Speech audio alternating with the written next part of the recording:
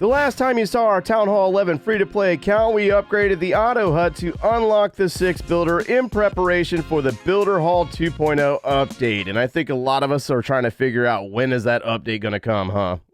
I know. Now, if you are a longtime player of Clash, you know that updates normally come in the month of April, sometimes May, like last year with the release of Clan Capital. So I'm still anticipating May. What's going on, my friends? My name is Joe. Welcome back to the show. And first things first, I apologize because we haven't posted in well over a week, or at least a long form video, because we got a little sick around here. It was not good, I promise you. And nobody wants mouth breathing videos, and that's what you would have got. So that's why I kind of waited it out a little bit. Still got this persistent cough, but yeah. Today I need to give you a little bit of guidance on upgrading to the next Town Hall level because I've gotten a couple of emails. So let's go ahead and jump in on our Town Hall 11 village. Now, according to the Clash Ninja website, it looks like we are on day 120. Meaning we upgraded to Town Hall 11 exactly 4 months ago. So let's go ahead and jump into our progress base and point out what is left to upgrade. We have these items on the right side, which are the mortars and the bomb towers left. That's not bad. I mean, we're completely done. We're pretty much maxed out. We're full on Dark Elixir. Can't even spend it, really. Let's get into our laboratory. You're going to see that we still have one upgrade with the Elixir troops in the Giant. The rest of this stuff is maxed out. We're currently upgrading our clone spell to level 4. That way we can use the super archers in the clone blimp, which is a lot of fun, by the way.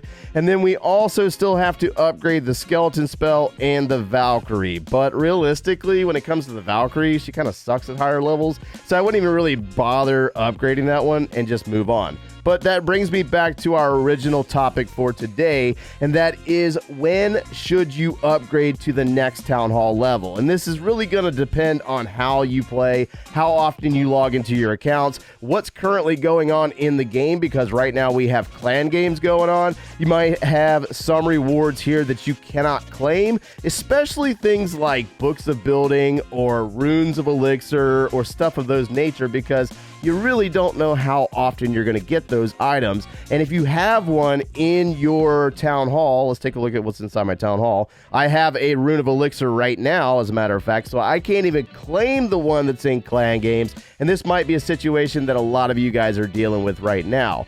This is where I'm going to say that it's probably best that you go ahead and start that upgrade to Town Hall 12. That way you can spend off that rune of elixir. And the best place to do that would probably be upgrading your Grand Warden, because the Grand Warden at Town Hall 12 is a maximum level of level 40. So that's a great place to get rid of those resources and a great way to spend off those magic items if you're in a bind. Now, that was just one example on where you could spend those resources or those magic items. You don't necessarily have to do the Grand Warden first, although it is a great option because you want to max him out at Town Hall 12 if you can. We're going to start out every new level in the same exact manner, with the very first building always being our laboratory. Speaking of which, we need to do an updated upgrade priority guide for all Town Hall levels, because this is one of those things that a lot of players keep asking, even though we've made multiple videos over the years. Honestly, it really doesn't change. But we're going to start out in the same way just about every single time, with laboratory, clan castle, army camps, and then also running into our heroes and trying to get those maxed out as quickly as possible.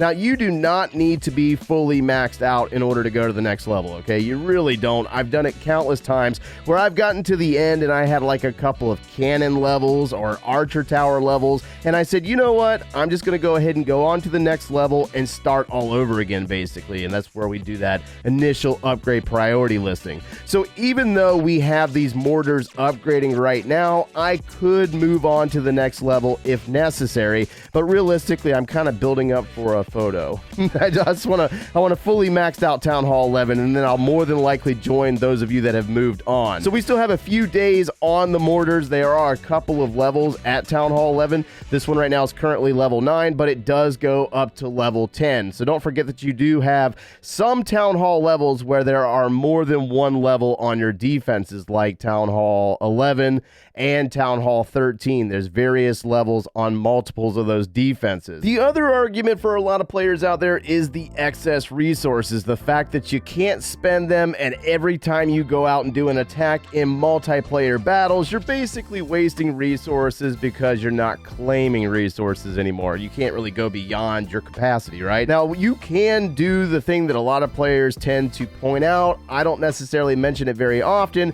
and that is spending your resources in the forge until you're ready to level up to the next level. Now, the problem with this at Town Hall 11 is that you cannot use Dark Elixir. You have to use either gold or elixir to forge that capital gold, because at Town Hall 13, that's when that becomes available. So right now in the current situation where I'm at is I have 2 places where I can spend Dark Elixir, and that would be in the laboratory, but then at the prices of 50,000 and 63,000, that's really not a lot of resources, okay? So, I mean, we'll still be full back on Dark Elixir when I go back out and do raids again, or you can spend it by unlocking super troops, but again, it fills right back up in a matter of a couple of days. Now, also, if you are not ready to go to the next Town Hall level, you can have the alternate argument of sticking around at the Town Hall level a little bit longer than everybody else, because you have to remember that not everybody plays the game the same exact way. Some of you, super hardcore, you know the game inside and out, you've been watching the channel for a while, and you're ready to go on to Town Hall 12 and take on the next challenge of learning that level.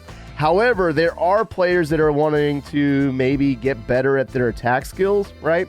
So I'm going to go out and use like my favorite army at Town Hall 11, which is the IC5. Now, some players will find this to be like a super spammy army, and it's not really worth using because you're not picking up any great skills, but I like easy armies, right? So realistically, I'm going to link the video for how to use this army down in the description below, because I made a video on breaking this one down and pointing out like do's and don'ts and things to do when it comes to using this army.